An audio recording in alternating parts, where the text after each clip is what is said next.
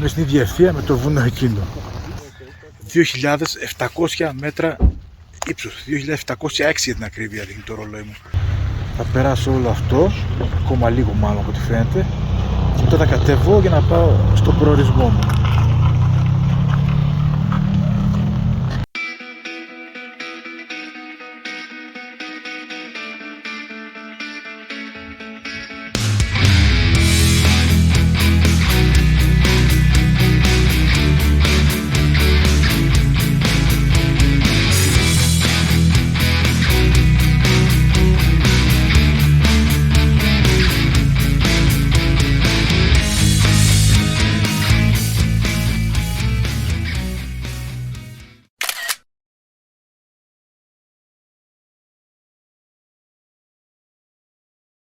Καλημέρα λοιπόν, ώρα πρωινού και χειροποίητο φυσικά, αλλαντικά και τυριά ιταλικά. Καπουτσίνο καφέ μόλις με έκανε. Τελικά εδώ πέρα έχει φούρνο δικό του μέσα στην κουζίνα, ψήνει τα ψωμιά. Έκλεισα δωμάτιο ήδη για τη Λιμνικόνο. Thank you. Αλλά είναι δύσκολη διαδρομή που έχω σήμερα. Δεν είναι πολλά τα χιλιόμετρα, είναι κάτω από 400, αλλά είναι πολύ κλειστά κομμάτια. Πολύ κολλήσει τα κομμάτια. Και αν υποδέσουμε και τη στάση μαζί, θα αργήσει.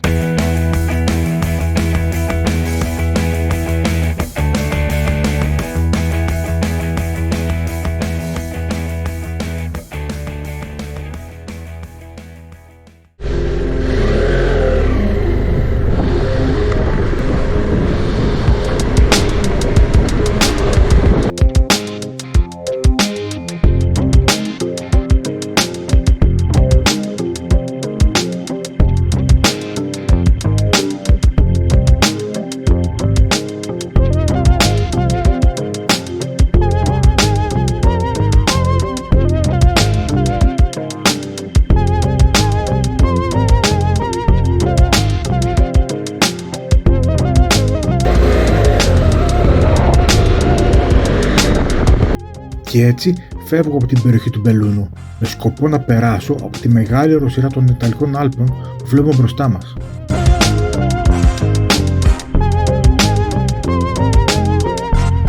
Δεν έχω σκοπό να μπω στους Δολομίτες όμως, αν και θα περάσω κλειστά από εκεί. Και αυτό επειδή αν πάω εκεί θα χρειαστούν πολλές ώρες, μόνο και μόνο για να δω κάποια από τα βασικά της περιοχής, τα οποία θα αναλύσουμε παρακάτω. Αναγκαστικά θα πρέπει να κάνω τέτοιες θυσίες σε αυτό το ταξίδι, είπαμε. Στάση για βενζίνη. Μηχανάκια στο δρόμο πολλά είχε. Αρκετά. Να βάλω βενζίνη γιατί βλέπω ότι κατέβηκε και δεν ξέρω αν θα βρω μετά βενζινάδικο. Σε αυτό το ταξίδι θα πάρω μια γεύση μόνο και θα κάνω καταγραφή. Σταματάω μονάχα όπου είναι αυτό απαραίτητο. Για αναφοδιασμό καυσίμων και γεννητέρες δηλαδή. Στα υπόλοιπα μόνο πέρασμα κάνω. Και όπως προσέχετε βγαίνει οριακά ο χρόνος.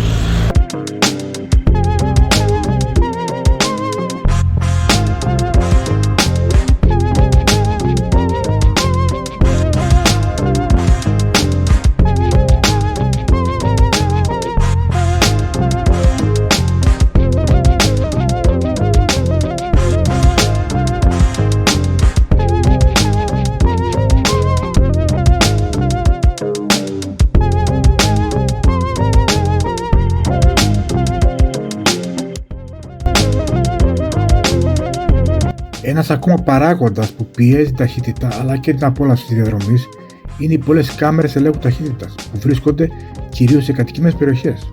Και όχι μόνο, τυχαίνει να είναι και σε άλλα σημεία εκτός των χωριών. Έχω μεριμνήσει όμως και έχω ένα app στο κινητό μου που με βεβαιοποιεί για τη θέση κάθε κάμερας. Αναφόρα έχω στην περιγραφή του βίντεο.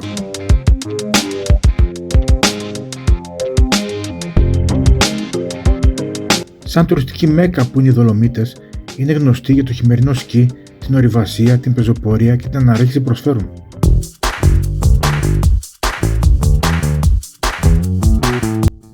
Υπάρχουν συνολικά 37 διαφορετικά πέρασματα δρόμων και πεζοπορία στην ευρύτερη περιοχή, από 1209 και μέχρι 2738 μέτρα ύψους.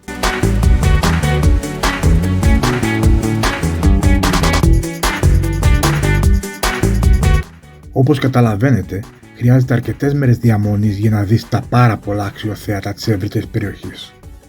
Κάτι που δεν έχω χρόνο να το κάνω, λόγω του πολύ περιορισμένου χρόνου που διαθέτω. Απλά περνάω τώρα ως αναγνωριστική βόλτα και μόνο.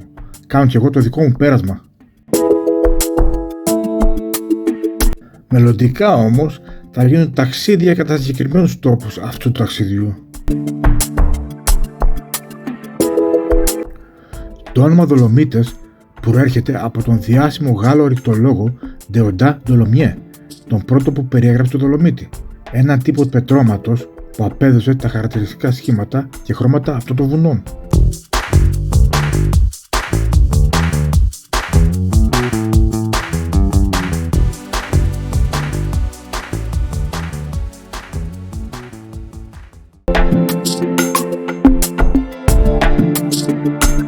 Χαρακτηριστικοί τόποι εδώ είναι το όρος Πασούμπιο και η οδός με τα 55 τούνελ, στρατιωτικός δρόμος που κατασκευάστηκε στον Α Παγκόσμιο Πόλεμο, το υψίπεδο του Αζιάγκο και Καλά Ντελ Σάσο με τα 4.444 σκαλοπάτια, τη μακρύτερη σκάλα στον κόσμο ανοιχτή στο κοινό.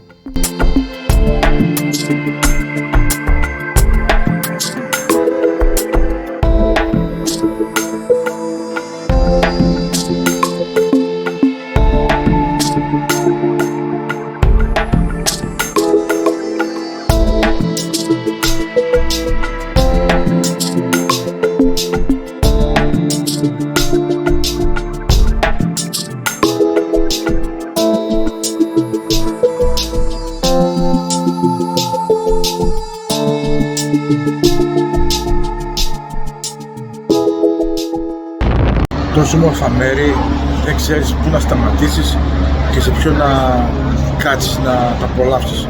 Όλα προσπάθεις να τα απολαύσω οδηγώντας το μηχανάκι.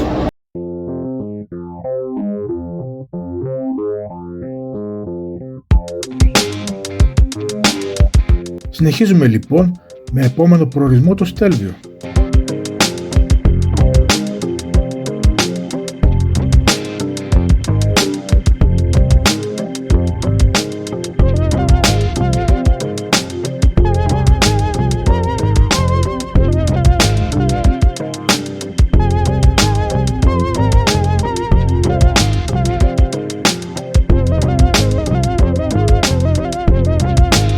Ο Δήμος του Στέλβιου συμπεριλαμβάνει εκτάσεις των δύο κοιλάδων που βρίσκονται παράπλευρα στην κοιλάδα της Βαλβενόστα, την κοιλάδα Βαλτισόλντα και την κοιλάδα Βαλτραφόη.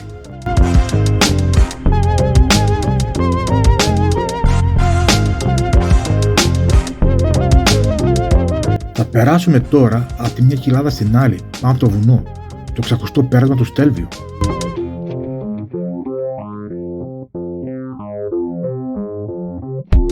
Η κορυφή Όλτερ, 3.906 μέτρα, είναι η υψηλότερη κορυφή της περιφέρειας και στους προποδέστες βρίσκεται το δεύτερο ψηλότερο πέρασμα στην Ευρώπη, που είναι του Στέλβιου, 2.758 μέτρα.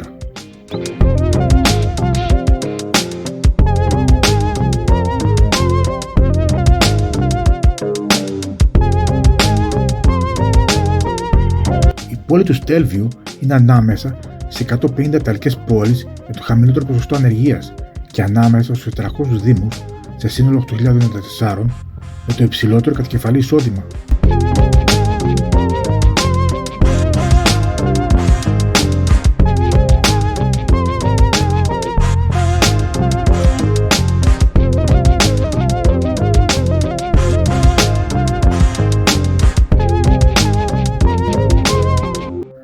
Το 97,66% του πληθυσμού ομιλεί γερμανικά, το 2,66% ιταλικά και το 0,08% λατίνο.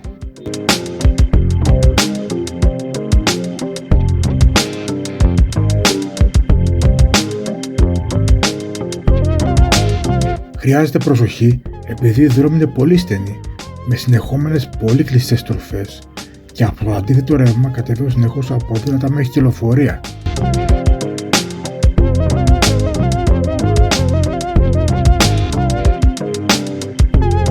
Φυσικά και υπάρχουν πολλά μηχανάκια.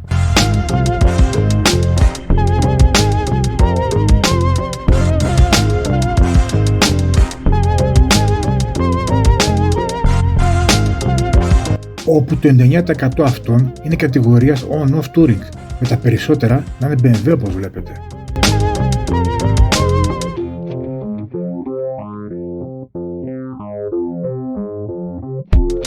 Συγχαρητήρια όμως σε όλους αυτούς τους ποδηλάτες που παλεύουν με το θηρίο αυτής της ανηφόρας.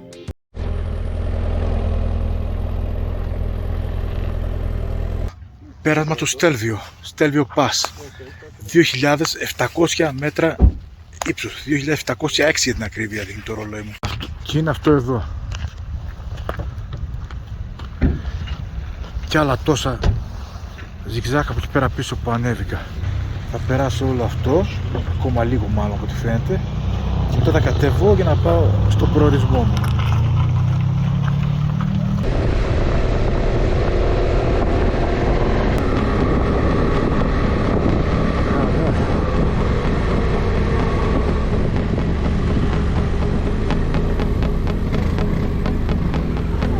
Φαγητό, αλλά αντέχω.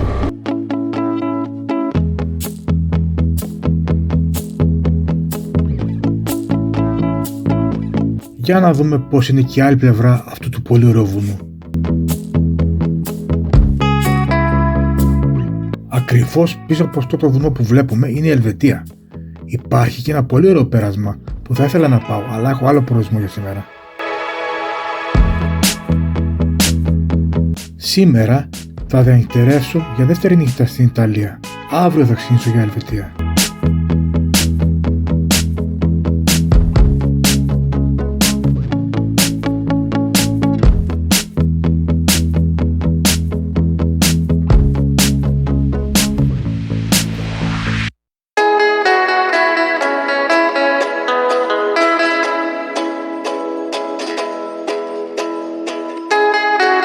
Διαφορετική είναι η άγρια μορφιά της φύσης από αυτήν την πλευρά του βουνού.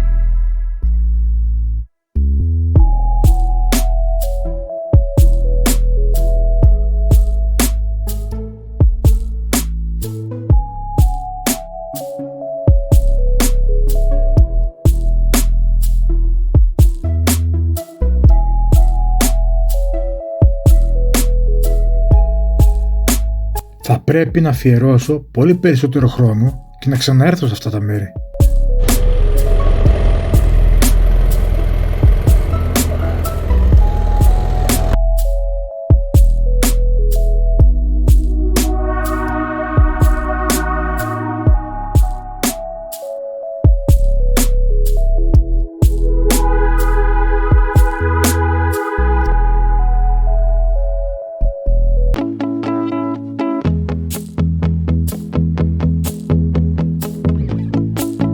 Ολοταχώς τώρα για μια στάση για βενζίνη και ξεκούραση.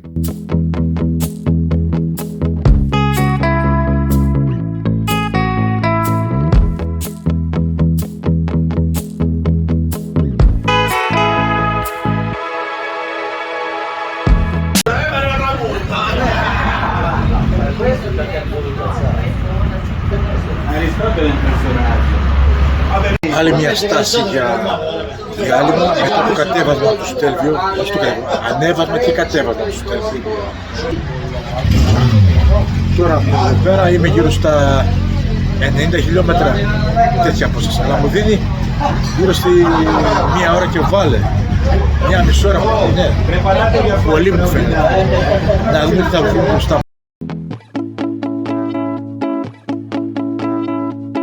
Συνεχίζουμε λοιπόν για το σημερινό προορισμό μας.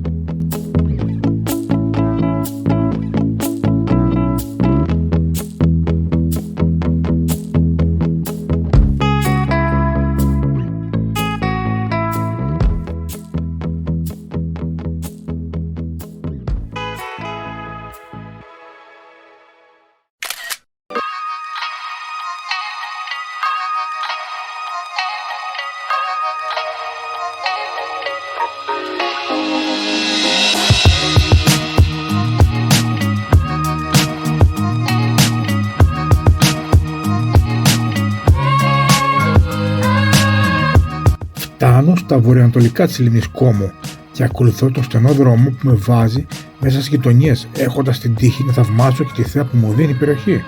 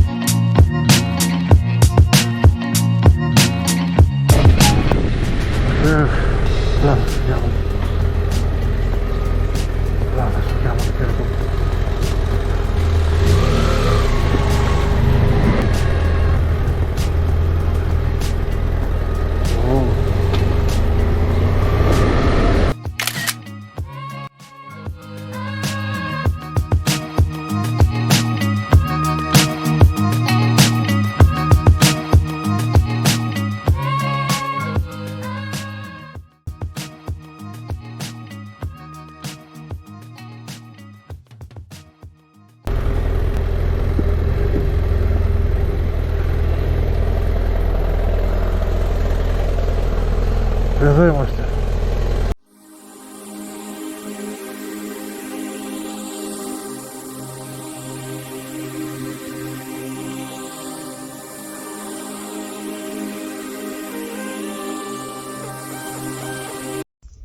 Όλα καλά. 8,5 ώρες στο δρόμο. Πολύ ταλαιπωρία με την κίνηση. Πέρασμα του Στέλβιο.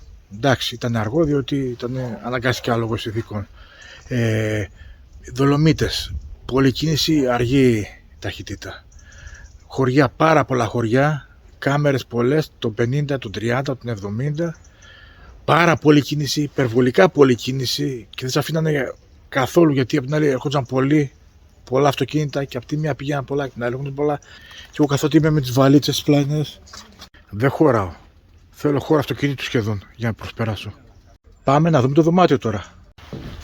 Απλό δωμάτιο, ιταλικό παραδοσιακό. Το μπάνιο του. Να δούμε τι βλέπουμε. Δεν μου φαίνεται για λίμνη, μου φαίνεται για πάρκινγκ να βλέπουμε. Αλλά όσο να είναι, βλέπουμε. Έτσι και λίγο λίμνη βλέπεις.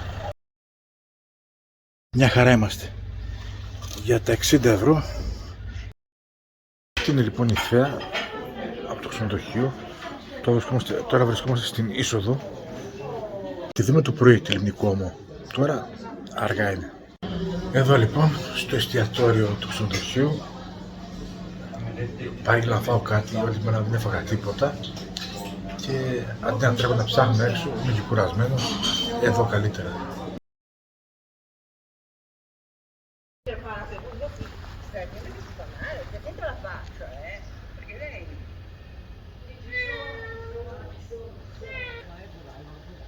Non le metta vicino le mani perché morsica.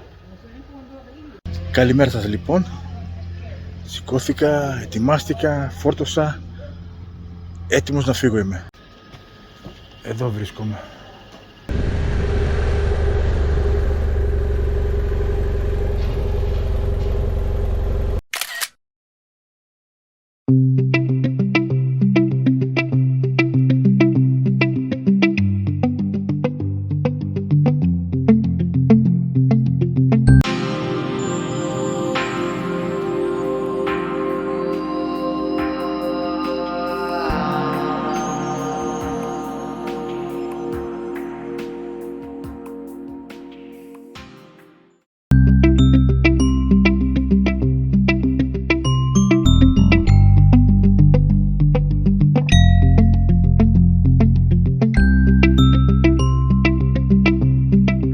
Παίρνω προς νότια τη λίμνη κυκλικά για να δω όσα μπορώ από αυτά τα όμορφα παραδοσιακά χωριά που βρίσκονται γύρω της.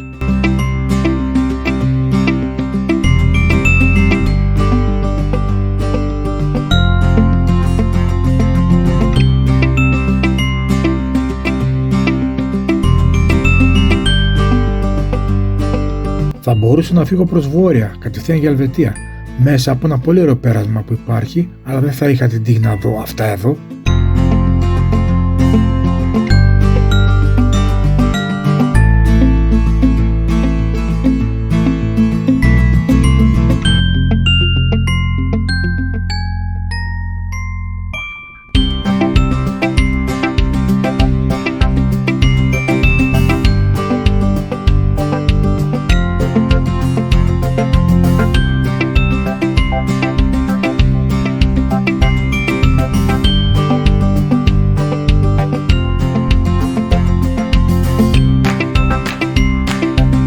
Είναι σχετικά μικρή η σημερινή διαδρομή σε σχέση με των υπόλοιπων ημερών και έτσι μου βρίσκεται παραπάνω χρόνο για να γυρίσω εδώ γύρω.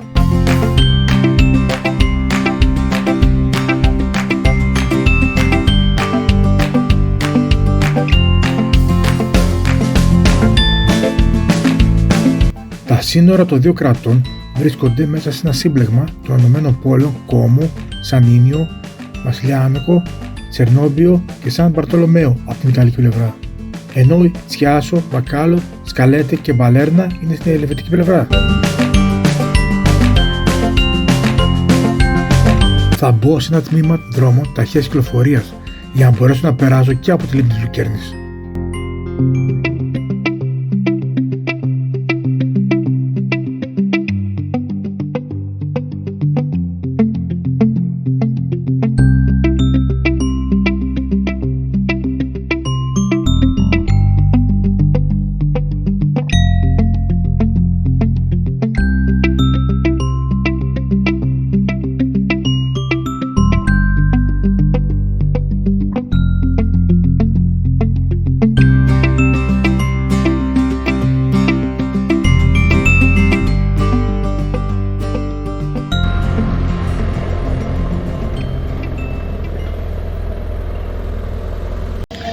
Μια στάση για τα απαραίτητα. Βενζίνα 95, 2,4 φράγκα το λίτρο. 2,4 φράγκα το λίτρο σημαίνει 2,5 ευρώ, κάπου τόσο το λίτρο. Λοιπόν, στο μοναδικό βενζινάδικο που υπήρχε στα 60 χιλιόμετρα, κάπου τόσο, ναι. Δεν υπήρχε τίποτα άλλο νωρίτερα. Ο καιρός είναι καλός.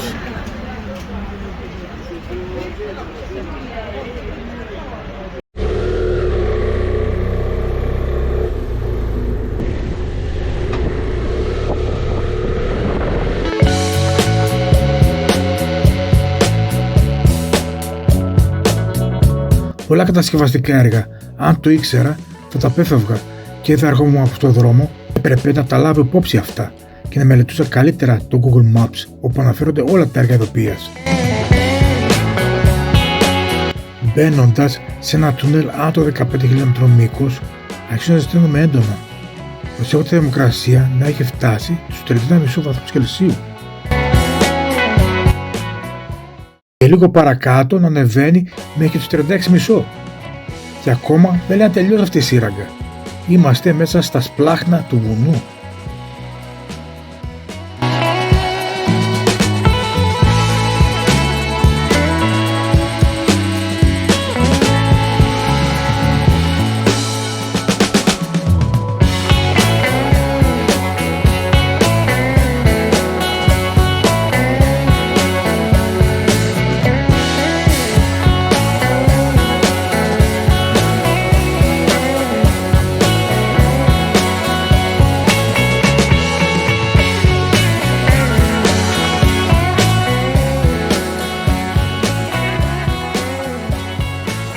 Βγήκαμε επιτέλους από τους δρόμους ταχείας κυκλοφορίας και μπαίνουμε στους ωραίους ορεινούς επαρχιακούς δρόμους.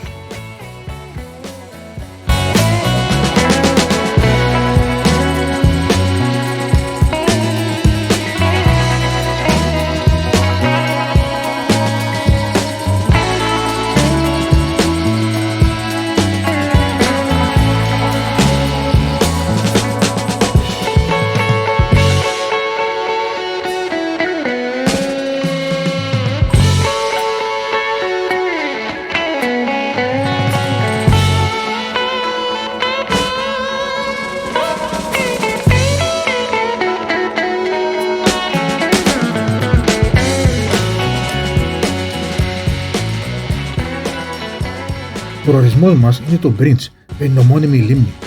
Δεν πρέπει να βρίσκεται μακριά από εδώ. Ας απολαύσουμε την διαδρομή λοιπόν.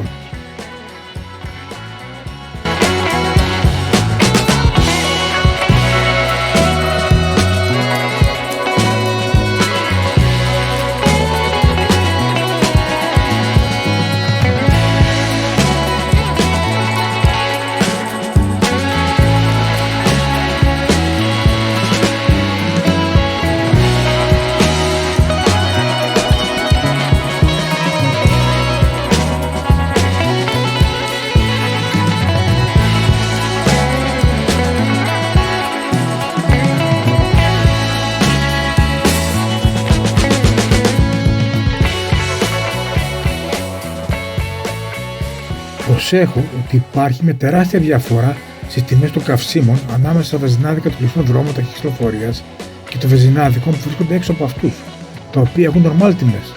Αλλά δεν είχα άλλη λύση στην προκειμένη περίπτωση.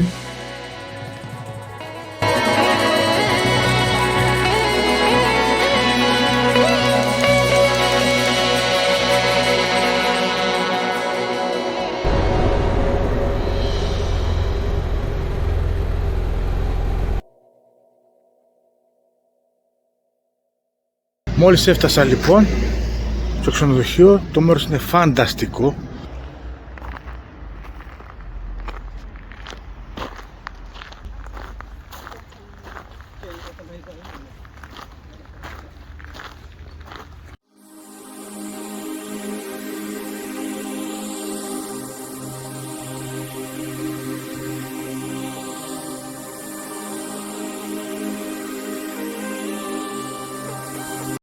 Εδώ είμαστε λοιπόν, ένα απλό δωματιάκι γερμανικού τύπου, μπαλκονάκι εδώ πέρα με θέα προς τη λίμνη, έτσι.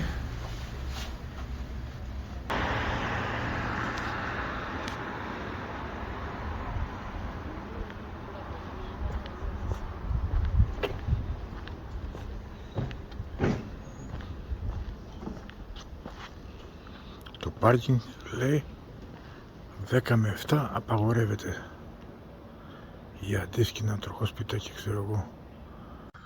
Πάω να φάω σε μια πιτσαρία που βρήκα στο χάρτη εδώ κοντά. Τη διαδρομή μου δίνει.